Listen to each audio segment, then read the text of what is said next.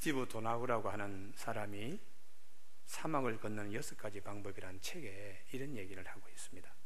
자기가 그 20대에 유럽에 살고 있었는데 파리가 무척 그 겨울에 추웠다고 해요. 그래서 아이고, 이 유럽은 더 이상 이제 겨울을 보내기 어렵다 이렇게 생각해서 그가 한 번은 돈이 없으니까 비행기를 타고 가지 못하고 친구의 도움을 받아서 배를 타고 그리고 친구의 차를 빌려가지고 이 북아프리카에서부터 이제 남쪽으로 내려가게 됩니다. 알제리에 넘어서 사하라 사막에 이르게 되었는데 경험하지 못할 엄청난 어려움을 겪습니다. 차가 가다가 모래에 빠져가지고 그건 나오지도 않고, 그리고 어제 봤던 모래 언덕이 오늘은 없어진 것입니다. 그래서 수십 일을 그 사막 여행을 통하여 그가 많은 것을 배우게 되었습니다. 불확실한 인생의 사막에 헤쳐갈 지혜를 그는 거기서 20대에 터득했습니다. 이 지혜가 사하라 사막 여행 후에 그의 삶에 여러 번 직업을 바꿔야 되는 어려움도 있었고요, 결혼하고 이혼하고 새 가정을 이루는 과정에서 가정생활의 어려움도 겪었고, 자녀들을 키워내면서 겪어야 했던 많은 어려움을 그는 그 사막에서 얻었던 지혜로 잘 견뎌냅니다. 그리고 자기뿐만 아니라 세계적으로 꼭 필요한 사람들에게 유익한 상담을 할 수 있는 세계적인 컨설턴트 회사를 그가 만듭니다. 그가 나중에 IBM 그리고 아메리카 은행, 폭스바겐과 같은 굴지의 이 기업체의 자문역을 그는 하게 됩니다. 그분은 이런 얘기를 합니다. 20대의 사하라 사막 여행을 그는 중년이 되어서도 재해석하면서 인생이란 산을 오르는 것보다 사막을 여행하는 것과 같다, 그런 유명한 말을 남깁니다. 인생이라는 것은 살다 보면 길을 잃고 또 방황하기도 하고 오도 가도 하지 못하는 상황에 빠지기도 합니다. 또 신기류를 쫓기도 합니다. 산에는 그게 없잖아요. 그러나 사막 여행을 하면서 신기류를 보고서 야 저거다 했는데 막상 가보니까 그게 아닌 경우가 많이 있죠. 그리고 산은 끝이 있습니다만 사막은 끝이 보이지 않습니다. 우리 인생의 여정도 끝이 보이지 않는 곳에서 아주 고독하게 서 있을 수 있습니다. 그렇지만 그는 20대에 이 사막을 건너갈 때에 얻었던 지혜, 그 지혜로 자신뿐만 아니라 남에게도 그는 귀한 상담을 남겨준 인물입니다.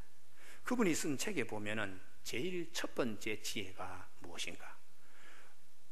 모래 사막에서 지도에 의지하지 말라. 아침 저녁으로 바람이 불어서 사막의 지형이 수없이 바뀌는데 거기에 무슨 지도가 필요하냐? 나침반을 가지고 가라는 것입니다. 사막을 슬기롭게 건네는 여러 가지 방법 가운데 제일 첫 번째 지혜가 나침반을 손에서 놓지 말고 어떤 환경이 있더라도 남과 북을 가리키는 그것은 절대로 변하지 않는다는 것이. 여러분, 오늘도 우리 삶에 수없이 많은 지형 변화가 있습니다. 아침에 그렇게 기대했던 그 일이 저녁이 되면은 이게 다른 데가 있습니다. 생각지 못한 어려운 일이 내 앞에 큰 산더미처럼 또 이렇게 몰려와 있을 때도 있습니다. 이럴 때 우리가 가져야 될 나침반이 무엇입니까? 그것은 시간과 공간이 아무리 바뀌어도 변하지 않는 하나님의 말씀입니다. 이 하나님의 말씀을 우리가 가지고 있으면 삶에 어떤 지형 변화가 생기더라도 그 말씀을 통하여 하나님이 우리에게 말씀하시기 때문입니다. 오늘 본문은 모세의 육경이라고 하는 여호수아서 가나안 정복사 여호와의 전쟁기에 관한 말씀입니다. 이 가나안 정복사의 1장부터 24장까지 전체 흐름을 볼 때에 정복을 다 한 후에 그들이 내린 결론 부분이 여호수아서의 핵심입니다. 그들이 내린 결론, 땅을 얻는 데 목적이 있는 것이 아닙니다. 땅을 얻고 난 다음에 그들이 어떻게 결론을 내리고 있는가, 그것이 여호수아서의 핵심입니다. 여호수아서 21장 45절에 보면 여호와께서 이스라엘 족속에게 말씀하신 선한 말씀이 하나도 남음이 없이 다 응하였더라. 하나님의 은혜로 이 모든 것이 다 되었다. 이것이 그분들이 내린 결론입니다. 7년간의 엄청난 전쟁을 치루었죠. 그러나 우리 노력으로 그렇게 한 것이 아니라는 것이, 이게 하나님이 약속하신 말씀이 하나님이 다 되게 이루어 주셨다. 하나님의 은혜로 이렇게 되었다. 여러분, 세상에 살아가는 사람들 가운데 내 노력으로, 인간의 노력과 그리고 인간의 투쟁으로 역사가 만들어진다는 역사관이 있습니다. 대표적인 경우가 공산주의입니다. 계급과 계급의 투쟁이고 싸움이고 인간의 그 싸움과 투쟁으로 역사는 만들어진다는 것이, 그렇게 많은 공산주의 종주국인 소비에트 연방이 지금은 해체되고 말았습니다. 그리고 다시 러시아 연방이 되어서 그렇게 탄압받은 정교회가 도로 국교로 되는 정교회로 다시 돌아가는 나라가 되고 말았어요. 반대로 인간의 노력과 투쟁으로 역사가 이루어진다는 이런 정반대가 하나님의 은혜로 하는 섭리사관이 있습니다. 우리 인간의 노력 위에 하나님이 가지고 계시는 은혜의 세계, 이것을 믿는 역사관이에요. 이 역사관을 가지고 있으면 어떤 일이 일어날까요? 내가 노력해서 안 되면 인간 중심의 투쟁사관, 노력사관을 갖고 있는 사람들은 절망하고 포기하고 그리고 좌절합니다. 그러나 하나님의 섭리사관, 내 노력 위에 하나님의 세계가 있다는 걸 믿으면 노력으로 안 될 때에 그 은혜의 창을 바라보게 됩니다. 그래서 내가 포기하고 낙심하고 절망하고 자살하지 않고 그 은혜를 간구하게 됩니다. 그때 하나님께서 하늘 창을 열어서 부어주시는데, 그것을 우리는 은혜라, 영감이라, 지혜라 이렇게 말하고, 출구를 우리에게 허락해 주셨다. 사막에서, 반석에서 물이 터지는 역사가 있게 해주셨다. 이렇게 고백하는 것입니다. 천재 발명가 뉴턴의 경우에도 천재는 노력 99%만으로 되는 것이 아닙니다. 1%의 영감이 중요합니다. 그런 얘기했죠. 성경에도 보면은 사람 중심의 역사관을 갖고 있는 창세기 4장의 가인의 후예들입니다. 가인은 처음부터 여호와 앞에서 떠나서 성도 쌓고 그의 후손들이 악기도 다루고 가축도 치고 또 금속 부치를 다루는 그런 일에 다 시조와 비조들이 되었어요. 그러나 하나님께서 그들을 쓰시지 않았습니다. 창세기 똑같은 4장의 26절에 셋은 그의 아들 에노스를 생산했을 때에 사람들이 비로소 여호와 이름을 불렀더라. 하나님을 아는 사람들이라는 것이죠. 인간의 노력 위에 가인과 다르게 하나님의 은혜, 하나님의 세계를 갖는 사람들의 무리요. 그 다음에 창세기의 역사는 이 사람들을 하나님이 함께 하셨다는 것입니다. 교우 여러분, 이스라엘의 가나안 정복사에도 마찬가지입니다. 민수기 14장에 보면 인본주의 사관에 젖어 있는 10명의 정탐꾼이 있었어요. 우리의 노력으로 가서 그들과 싸워서 이길 수 없다. 우리의 노력과 싸움을 가지고 모든 일을 그들은 같이 판단했어요. 근데 단 두 사람, 갈렙과 여호수아, 하나님의 은혜를 주시면, 하나님이 기뻐하시면 하나님이 우리를 그 땅에 반드시 들어가게 하실 것이라는 믿음을 가지고, 나중에 지나서 보니까 여호수아와 갈렙의 믿음대로, 하나님의 섭리사관 은혜대로 하나님이 이렇게 우리에게 주셨으니까 이분들이 나중에 땅을 다 정복하고 난 다음에 우리의 노력보다 하나님의 말씀이 이렇게 이루어지는 은혜로 되더군요, 이렇게 말했다는 것이. 사랑하는 교우 여러분, 우리 삶 가운데도 이런 해안이 있어지길 바랍니다. 내 노력으로 모든 것 다 한다면 실패할 사람 없습니다. 밤잠 자지 않고 하더라도 안 되는 것은 절대로 안 되는 거예요. 그때에 하나님 은혜의 창이 있다는 걸 기억해야 합니다. 교회가 오늘 창립 13주년이 되었습니다. 특별히 근년에 7년 동안에 우리는 이 지역의 많은 변화를 보고 우리 교회가 부담해야 될 많은 일들이 있었어요. 그런데 오늘 새벽에 밤새 제가 얼마나 하나님 앞에 감사했는지 몰라요. 지금까지 인도해 주신 것이 다 하나님의 은혜로소이다. 할렐루야. 다 그때는 싸워야 되고 그때는 참 쟁투해야 되는 일들이 없잖아요. 있었습니다. 그러나 어느 한순간도 하나님이 다 지켜주셔서 그렇게 되었습니다. 이런 고백이 나오는 겁니다. 사랑하는 교우 여러분, 오늘 이스라엘의 가나안 정복사 여호수아서를 통하여 하나님이 우리에게 말씀하신 대로 다 이루어 주신다. 오늘 3부 예배 참석한 우리 교우들 가정에 금년도에 꼭 이 말씀의 축복이 있기를 바랍니다. 하나님이 말씀하신 대로 다 이렇게 해주셨네요. 이런 고백이 찬송이 되어지길 바라고 장막의 등불이 되어주길 바랍니다.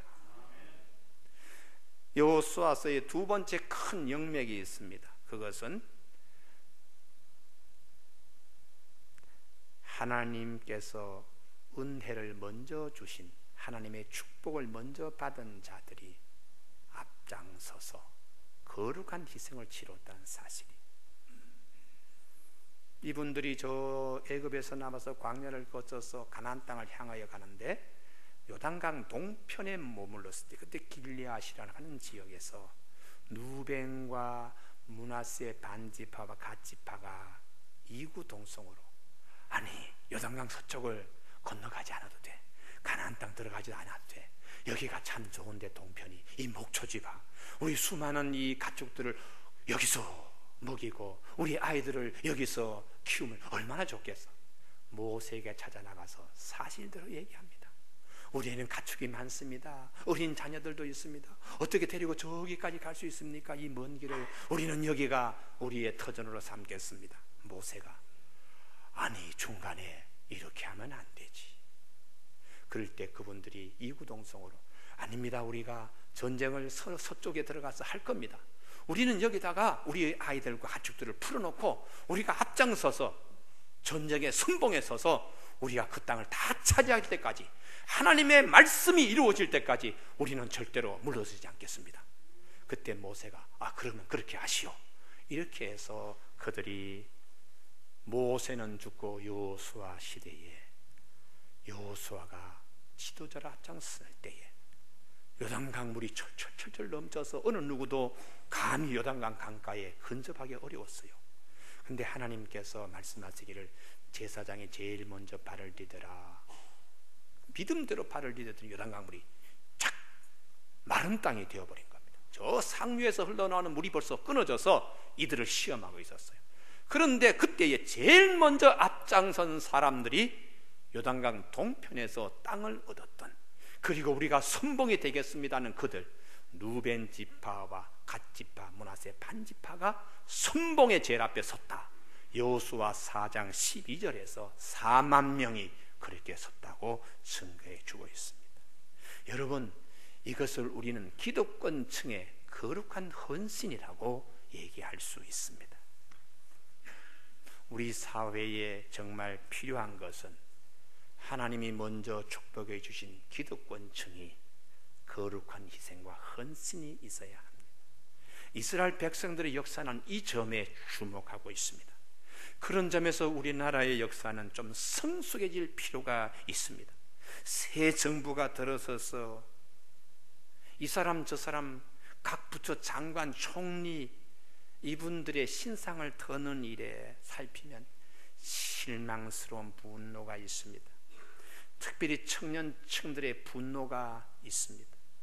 저렇게 기득권층이 어떻게 저렇게 저런 모양으로 쓰냐. 이스라엘 지도자들은 군 복무를 미필한 자는 절대로 지도자가 될 수 없는 나라. 수상도 국회의장도 국회의원도 될 수 없는 나라입니다. 이런 점에서 우리나라와 사뭇 다릅니다. 우리나라 지도 소위 자칭이란 말을 제가 씁니다만 지도자들, 지도급 인사들 본인뿐만 아니라 자녀들의 병력 문제에 석연치 않는 것, 그 자체가 이미 부적격자입니다. 이유와 비견은 많지만 나라를 위해서 젊을 때에 시간을 바치고 땀을 바치고 목숨을 바친 거기에 피해간 사람들은 아무튼 남이 땀 흘린 그 방석 위에 앉아서 고시 준비하고 좋은 내일을 마련한 사람들입니다. 제가 아는 친구 가운데서 지금 지방 어느 도시라고 하면 다 큰 도시인데요, 시장하고 있는 친구가 있습니다. 제가 그때에 그랬습니다. 나는 군대 간다. 나는 공수부대로 간다. 데모하다 끌려서 감옥 갔다가 공수부대로 간다. 그래도 나는 이 나라가 잘 되기 위해서 나는 내 의무를 다한다. 이 친구는 징병 검사하는데 한 달 전부터 설사약을 먹고 체중 감량하여 50kg 미만으로 해서 병력 미필하고 행정고시 되어서 청와대 행정관으로 근무하다가 나중에 지방에 있는 큰 도시의 시장 1기 민선시장하고 2기까지 하더라고요. 내가 그 친구 보면서 야 이놈아, 네 같은 놈이 무슨 시장이냐, 나는 얘기할 수 있습니다. 부끄러워 얼굴 못 뜨지. 어떤 분은 그러더라고요. 아버지가 기업체 사장인데 아들이 군대 갈 무렵에 연골 수술을 합니다. 제가 클 때는 연골 수술은 감히 가난한 사람은 생각지도 못한 수백만 원의 돈입니다. 연골이 탈이 나듯 쩔룩거리면서 병력 의무를 감당할 그 시절에 성한 녀석에게 수백만 원 칼을 대어가지고 병력 면제를 받고는 국가의 통일부에 고관으로 있다가 은퇴하는 걸 봤습니다. 그러니까 우리나라가 어떻게 통일이 되겠느냐, 이런 생각을 제가 합니다. 고시에 패스해서 권력을 누리다가 그것도 부족해서 퇴직해서는 전관예우, 평범한 사람이 일생을 벌어도 먹지 않고 벌어도 만져보지 못한 수억을 수개월간 받는 것도 당연히 받았다고 큰소리 치는 녀석들이 어떻게 우리의 지도자가 될 수가 있습니까? 모두 다 그런 것은 아니지만은 사람 분별 잘해야 박근혜 정부도 세워져야 합니다. 모두 다 그런 것은 아니지만 지도급 인사 가운데 그래도 거룩한 희생이 있는 분들, 거룩한 헌신이 있는 분들 이 촛대로 있기 때문에 위로가 됩니다. 중앙선거관리위원장을 지낸 김능환이라고 하는 분, 그분은 대법관 출신으로 있으면서 나중에 법복을 벗을 때에 노펌으로 가지 않았습니다. 변호사 사무실을 그는 스스로 개업하지 않았습니다. 중앙선거관리위원장을 끝내고 공직에서 물러나자마자 그의 아내 되시는 부인이 상도동 아파트 단지 1층에 10평도 안 되는 작은 가게, 야채 가게를 열었다는 얘기 여러분 들으셨지요? 왜 이스라엘이냐고, 그 작은 나라가 세계 1등 국가가 되는 데는 가난 정복사에서 기득권층이 먼저 앞장서고 희생한 것을 역사 교훈으로 보여주고 있는 나라이기 때문입니다.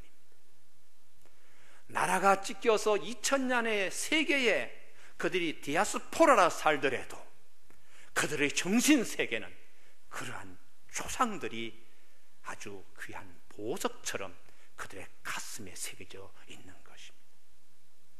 우리 아름다운 동산교회 13년을 돌아보면 아주 결정적인 헌신이 요구될 때에 이 핑계 저 핑계로 빠지는 분들, 한편으로 섭섭한 마음이 없잖아 있었습니다. 그럼에도 불구하고 많은 교우들, 대다수의 교인들이 어려운 일 앞에서 다 솔선수범해서 오늘 창립 13주년을 맞이하고 경기도시공사가 우리 교회에 부과한 엄청난 금액을 지난주에 다 갚고 이렇게 된 것이 얼마나 감사한지 몰라요. 할렐루야. 예. 얼마나. 그래서 제가 어젯밤에는 잠이 오지 않고 하나님이 계속 말씀하시는 겁니다. 오늘 우리 아름다운 동산교회 사랑하는 교우 여러분, 그동안에 쓰라린 체험들이 많이 있고 아픔이 있었습니다만 이제는 엘림에 이르는 귀한 축복의 역사만이 남아 있습니다. 각 가정에 좋은 일들이 많이 있기 때문에 여러분 심은 대로 거뒀습니다. 기도하고 하나님께 찬송하고 하나님이 주신 단 열매를 가지고 우리가 맛보는 이번 가을 이 한 해가 될 것입니다. 본문으로 돌아오면 가나안 땅을 정복하고 그들이 앞장서서 이제 고향으로 갈 때에 얼마나 할 말이 많이 있겠어요. 우리에게도 그런 후일담이 있어야 됩니다. 여호수아 22장 2절 말씀, 여호수아가 그들을 자기들의 고향, 자기들이 먼저 장막 쳤던 요단 동편 길르앗으로 보내면서 말합니다. 여러분들이 여호와의 종 모세가 너희에게 명령한 것을 너희가 다 지키며 또 내가 모세에게 약속한 거, 그리고 모세는 죽었어요. 여호수아 시대가 됐습니다. 그래도 신의를 지켰다는 것이죠. 내가 너희에게 명령한 모든 일에 너희가 내 말을 순종하여 오늘까지 날이 오래도록 7년의 성상이 지나가는 겁니다. 전투하는 데만 7년이 지나가는 겁니다. 너희가 너희 하나님 여호와께서 그 명령하신 책임을 지켰도다. 참 의리 있는 삶, 하나님 앞에 신의가 있는 삶을 살았다. 이게 루벤 지파와 갓 지파, 므낫세 반 지파에 향한 여호수아의 칭송입니다. 그리고 6절에서 22장 6절, 여호수아가 그들에게 축복하여 보내매 그들이 자기 장막으로 갔더라. 우리 교우들에게 이 말씀의 축복이 있기를 바랍니다. 하나님께서 보시고 그래 그동안 수고했다 하고 축복하며 보내는 이 귀한 역사. 여호수아서의 세 번째입니다. 그들이 돌아갈 때에 급히 집으로 돌아가질 않았어요. 7년 동안의 고향 소식이, 집의 처자식의 소식이 어떤지 한 번도 들어보지 못한 그들이 하루 갈 길이 얼마나 바쁘겠어요. 그런데도 가다가 강을 건너기 전에 요단 서편에 큰 돌단을 쌓았어요. 후손들의 믿음을 위해서요. 요단강을 건너서 오면 이 서편에 있는 사람들이 너희들은 우리와 함께 예배드릴 자격이 없어 하고 내치지 않도록, 또 요단 동편의 후손들이 요단 서편까지 가서 예배드려야 되는데 그 증거 돌무더기를 일부러 만든 거예요. 여기서 여호수아서가 전체 주는 마지막 교훈이 있습니다. 그들에게 가장 중요한 것은 땅 얻는 것이 아니었다는 것이. 그들에게 더 중요한 것은 땅 얻는 것이 아니라 얻은 땅 위에 믿음의 사람을 세운 것이 가장 중요한 일이라는 것입니다. 이것이 여호수아서의 핵심입니다. 땅 분배보다 땅을 기업으로 받은 자들의 믿음이 세워지는 것, 그것을 위하여 조상들 전투에 참여한 사람들이 돌단을 쌓았다는 것이. 그리고 여호수아서 23장 24장에 여호수아의 마지막 유언과 세겜에서 이스라엘 백성들과 언약한 내용인데 둘 다 내용이 여호와를 섬겨야 합니다. 예, 알았습니다. 이렇게 내용이 되어 있습니다. 우리가 모세 5경 다음에 여호수아서를 모세 6경이라 하는 이유가 있습니다. 여호수아서의 대미의 그 장식은 땅 얻는 데 있는 것이 아닙니다. 하나님이 은혜로 약속하신 이 땅 위에 하나님 언약의 백성으로 세워져 가는데 여호수아서의 핵심이 있는 것입니다. 땅보다 믿음이 더 귀한 것으로 말씀하고 있습니다. 우리 교우들에게 이 S의 축복이 있기를 바랍니다. S라고 하는 돌단은 뭐 그렇게 크겠습니까? 22장 10절에서는 큰 돌로 보였다, 큰 돌단으로 보였다는데 7년 동안 전쟁하면서 다닌 그 지역에 비하면 돌단 쌓은 것은 점 찍은 것에 지나질 않아요. 그러나 그 작은 돌단이 후손들에게 살아있는 역사를 말해주는 산돌무더기입니다. 이게 우리들 가운데 있어야 돼요. 겨울철이 되면 봄이 바뀌고 할 때에 제일 먼저 달라지는 하나가 있는데, 시골에 한지로 이렇게 바른 문입니다. 문. 겨울철에는 그 구멍 하나 나는 거 용납하지 않지요. 다시 오려가지고 또 바르고 하는데, 봄이 가까이 오면 일부러 어릴 때에 너무 겨울철에 갑갑하게 방에서 지냈으니까 손가락 끝에다가 침을 발라가지고 살살 밀면 한지에 구멍이 나고요. 그것은 너무 크다 하면 바늘을 가져서 구멍을 뻥 뚫어가지고 그 구멍으로 밖을 쳐다봐요. 그러면 봄이 오는 것을 느낍니다. 공기가 다르게, 그리고 작은 구멍을 통하여 우물가에 있는 풀 색깔, 나의 살던 고향은 정말 꽃피는 산골을 그 작은 구멍을 통하여 봄이 찾아오는 기쁨을 볼 수가 있습니다. 여러분, 그 구멍이 결코 작은 것이 아닙니다. 봄날의 희락이 기다리고 있는 걸 그 구멍을 통해서 볼 수 있습니다. 예수님께서도 부자가 천국 가는 것보다 낙타가 바늘구멍 들어가는 것이 쉽다, 바늘구멍 작지만 천국을 볼 수 있는 큰 구멍이라는 것입니다. 부자는 소유가 많아서 천국을 볼 수 있는 바늘구멍도 갖고 있지 않지만, 낙타는 부자가 죽어라 하고 부려먹은 짐승입니다.